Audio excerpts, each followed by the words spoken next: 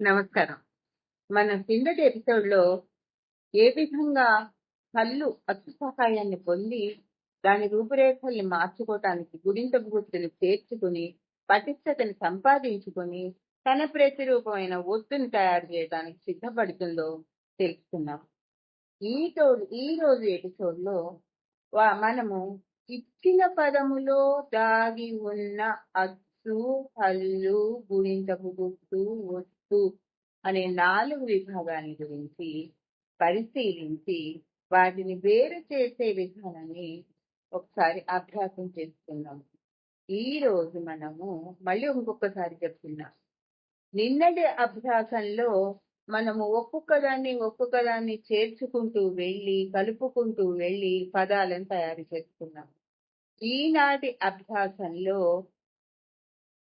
సిద్ధంగా ఉన్న పదాలలో దాగి ఉన్న అచ్చులు, గుణింతపు గుర్తులు, హల్లులు, ఒత్తులు అనే 4 విభాగాలని గమనిస్తూ వాటిని ప్రత్యేకంగా వేరు చేస్తూ ఆ పదంలో అది ఉన్నది సరి అయినా కాదా అని గమనిస్తూ ఈరోజు అభ్యాసం పదములలో దాగియున్న అచ్చులు, హల్లులు, గుణింతపు గుర్తులు, ఒత్తులు అనే 4 విభాగాలని గుర్తించి వేరు చేసుకుని తిరిగి కలిపి పరిశీలించడం.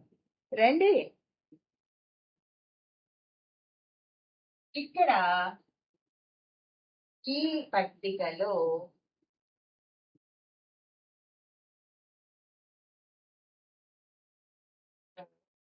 క్షమించండి, ఈ పట్టికలో పదము ఈ విభాగంలో ఇవ్వబడ్డది. పదములో దాగి ఉన్న అచ్చులు ఈ విభాగంలో ఇవ్వబడ్డాయి. గుణింతపు గుర్తులు ఈ విభాగంలో ఇవ్వబడ్డాయి. హల్లులు ఈ విభాగంలో ఇవ్వబడ్డాయి. ఒత్తులు ఈ విభాగంలో ఇవ్వబడ్డాయి. గుణింతపు గుర్తులు, హల్లులు, ఒత్తులు అనే 4 విభాగాలని కలిగి ఉన్నాయి ఈ పదాలు అని వాళ్ళు అంటున్నారు. వాళ్ళు అది అవును కాదు పరిశీలిద్దాం. ఇక్కడ పదము నా కింద నావద్దు, లీ కింద లావద్దు. కన్న తల్లి ఈ పదంలో మనకి 2 ఒత్తులు కనిపిస్తున్నాయి. ఒకటి నావద్దు, ఒకటి లావద్దు. అదేవిధంగా ఈ పదములో ఉన్న అచ్చులు కాలో మనకి ఉన్నది ప్లస్ ఆ. ఇక్కడ ఏమని చెప్తున్నారు? ఆ అనే అచ్చు ఉంది అని చెప్తున్నారు. రైట్. మళ్ళీ నాలో ప్లస్ ఆ ఉంది. తాలో ఒత్తు ప్లస్ ఆ ఉంది. ఈలో ఈలు ప్లస్ ఈ ఉంది. మనం ఒక్కసారి విడదీస్తే అందులో ఉండే అచ్చు ఏంటి, హల్లు ఏంటి మనకు స్పష్టంగా కనిపిస్తుంది. ఇక్కడ అచ్చుల విభాగంలో 4 సరిగ్గానే ఉన్నాయి. గుణింతపు గుర్తులు సరిగ్గా ఉన్నాయో లేదో ఒకసారి చూసుకోండి. ఆది గుణింతపు గుర్తు తలకట్లు, ఆది గుణింతపు గుర్తు తలకట్లు, ఆది గుణింతపు గుర్తు తలకట్లు, ఈకి గుణింతపు గుర్తు కాబట్టి ఇవి సరిగ్గానే ఉన్నాయి. ఇప్పుడు హల్లులు సరిగ్గా ఉన్నాయో లేదో చూద్దాం. ఇప్పటి వరకు ఇచ్చిన పదంలో అచ్చులు సరిగ్గానే ఉన్నాయి, గుణింతపు గుర్తులు కూడా సరిగ్గానే ఉన్నాయి. దాగి ఉన్న హల్లులు సరిగ్గా ఉన్నాయా లేదా అనేది గమనించాలి. ఇక్కడ మనం పదాలని అక్షరాలని విడదీసినప్పుడు ముందు హల్లు రూపం ఇచ్చి తర్వాత అచ్చు రూపాన్ని చూపిస్తున్నాం కాబట్టి ఇక్కడ ఉన్న హల్లు రూపము, ఇక్కడ ఉన్న హల్లు రూపము ఒకటేనా కాదా అని మనం పరిశీలించుకుంటే జవాబు సరైనదా కాదా మనకి తెలిసిపోతుంది. ఇక్కడ ఉక్కండి, ఇక్కడ కూడా వస్తుంది. ఇక్కడ ఉందండి, ఇక్కడ కూడా ఉందండి. ఇక్కడ ఉంది, ఇక్కడ కూడా ఇక్కడ ఇల్లు ఉంది, ఇక్కడ కూడా ఉంది. ఈ విభాగం కూడా సరిపోయింది, ఈ విభాగం కూడా సరిపోయింది, ఈ విభాగం కూడా సరిపోయింది. ఒత్తులు చివరికి ఈ ఒత్తులు ఇక్కడ నా వత్తు ఉంది, లా వత్తు ఉంది అని చెప్తున్నాం. ఇక్కడ నా కింద నా వత్తు, లా కింద లా వత్తు. ఇక్కడ కూడా నా కింద నా వత్తు, లా పక్కన లా వత్తు. ఈ విభాగం కూడా సరిగ్గాను. కాబట్టి మొదటి పదం అంతా జవాబు సరి అయినది.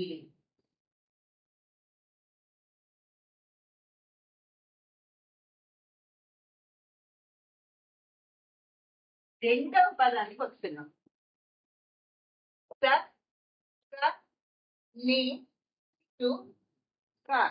చక్కని చుక్క. ఇందులో ఏవేవి ఉన్నాయో ఒకసారి ఇక్కడ విడదీసుకున్నాం. ఉప్పు ప్లేస్, ఉప్పు ప్లేస్, ముందు ప్లేస్, ఈ ఉచ్చు ప్లేస్, ఉప్పు ప్లేస్. ఒత్తులు వేసుకున్నాయి, కా కింద కావాల్సింది, కా కింద కావాలి, రెండు సార్లు ఒకటి ఒత్తు వచ్చు. ఇప్పుడు ఇందులో ఉండే అచ్చులు సరిగ్గా ఉన్నాయా లేదా? ఇక్కడ ఉచ్చు ప్లస్ ఆలో ఆ ఉంది కాబట్టి ఆ సరే ఉంది. ఉప్పు ప్లస్ ఆలో కూడా ఆ వచ్చింది కాబట్టి అది సరే ఉంది. రెండు ప్లస్ ఈలో ఈ వచ్చింది కాబట్టి ఇది కూడా సరైంది. ఉచ్చు ప్లస్ ఊలో ఊ వచ్చింది కాబట్టి ఇది కూడా సరైంది. ఉప్పు ప్లస్ ఆలో ఆ వచ్చింది కాబట్టి ఈ విభాగం అంతా సరిగ్గానే ఉంది. ఇప్పుడు గుణింతపు గుర్తులు ఏంటి? ఆకి గుణింతపు గుర్తు తలకట్టు, ఆకి గుణింతపు గుర్తు తలకట్టు, ఈకి గుణింతపు గుర్తు కుడి, ఊకి గుణింతపు గుర్తు కొమ్ము, ఆకి గుణింతపు గుర్తు తలకట్టు. ఈ విభాగం కూడా సరిగ్గా ఉంది. ఇప్పుడు ఇందులో ఈ పదములో చక్కని చుక్క అన్న పదములో దాగి ఉన్న హల్లులని మనము గమనించాలి. ఇక్కడ మనం పదాలు విడదీసినప్పుడే మనకి అచ్చులు హల్లులు విభజన అయిపోతుంది. ఇక్కడ వచ్చింది, ఇక్కడ కూడా వచ్చింది, ఇక్కడ ఉక్కండి, ఇక్కడ కూడా వస్తుంది, ఇక్కడ ఉందండి, ఇక్కడ కూడా ఉంది, ఇక్కడ వచ్చింది, ఇక్కడ కూడా వచ్చింది, ఇక్కడ అక్కండి, ఇక్కడ కూడా ఉంది. అంటే హల్లుల విభజన కూడా సరిగ్గా. అంతేకాకుండా కావచ్చు ఇక్కడ ఒకసారి, ఇక్కడ ఒకసారి, రెండు సార్లు. కాబట్టి ఇక్కడ ఏమన్నారు? కావచ్చు రెండు సార్లు వచ్చింది అని అన్నారు కాబట్టి ఇది కూడా సరైనది. మూడో పదం అర్థపెత్తనం. ఆ అనేది అచ్చు కాబట్టి దీన్ని మనం విడదీయలేము. ఆ ఉంది. తాలో ఉప్పు ప్లేస్, ఉప్పు ప్లేస్, ఏ ఉప్పు ప్లేస్, రెండు ప్లేస్. ఇక్కడ అచ్చు దగ్గరేమో స్టార్, ఎందుకంటే అచ్చు దానంతా అదే ఉంది, ఏ అదితో కలిసి లేదు. ఇక్కడ ఉప్పులో అచ్చు ఉంది, సరిగానే ఉంది. ఇక్కడ ఉప్పు తర్వాత ఎట్లా ఉంది, ఇక్కడ కూడా ఎట్లా ఉంది. ఇక్కడ ఉప్పు తర్వాత ఆ ఉంది, ఇక్కడ కూడా ఆ ఉంది.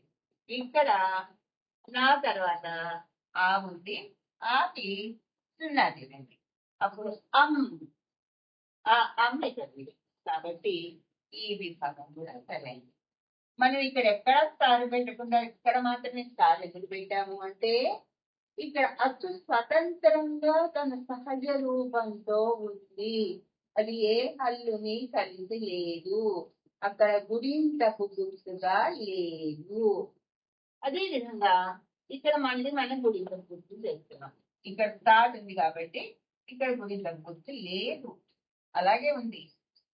ఇక్కడ మళ్ళీ తలకట్టు ఉంది కాబట్టి తలకట్టు వచ్చింది, ఎత్వం వచ్చింది కాబట్టి ఎత్వం వచ్చింది. సారీ, ఇక్కడ మళ్ళీ మనము ఎత్వము ఇక్కడ తేడాలు రాశాలి. ఇది మనం సరి చేయాలి. ఎట్లా సరి చేయాలి? ఎత్వము ఇది ఇవ్వాలి, తలకట్టు ఇది ఇవ్వాలి, అనుస్వారము ఇది ఇవ్వాలి. ఈ 3 గుర్తుల్ని మనం పెట్టాలి. అంటే మనం గమనిస్తున్నామా లేదా? మనం గుడింతపు గుర్తు అని ఉన్న కాలంలో అచ్చులు రాస్తే ఉంటే ఉన్నాయిలే అనుకుంటున్నామా, కాదని గమనించి గుడింతపు గుర్తుల్ని పెడుతున్నామా అనేది మనకి చిన్న పరీక్ష. అది మనం చేసేసాం కదండి. దీని తర్వాత ఇక్కడ హల్లులు ఏమున్నాయి? మళ్ళీ ఇక్కడ ఇప్పటి వరకు లేని ఒక ఇంటూ వచ్చింది. ఎందుకంటే అసలు మొదటిది ఇది హల్లు కాదు. మనం ఇలాంటివి గమనించాలి. ఇది హల్లు కాదు కాబట్టి ఇక్కడ హల్లు లేదు, అచ్చుంది. తర్వాత ఇక్కడ మనం విడదీసినప్పుడు ఇస్తుంది, ఇక్కడ కూడా ఉంటుంది. ఇక్కడ ఉప్పు ఉంది, ఇక్కడ కూడా ఉంటుంది. ఇక్కడ మళ్ళీ వస్తుంది, ఇక్కడ కూడా, ఇక్కడ ఉందండి, ఇక్కడ కూడా ఉంది. ఈ విభాగం ఈ ఒక్క విభాగం సరిగ్గా లేదు కాబట్టి ఇలా ఇచ్చింది తప్పు, ఇలా మనం రాసింది రైట్. ఇక్కడ తా వస్తుంది, ఇక్కడ ఒకసారి వచ్చింది, ఇక్కడ వస్తుంది, 2 సార్లు వచ్చింది. కాబట్టి ఇదంతా కూడా సమానంగానే సరిగ్గానే ఉంది.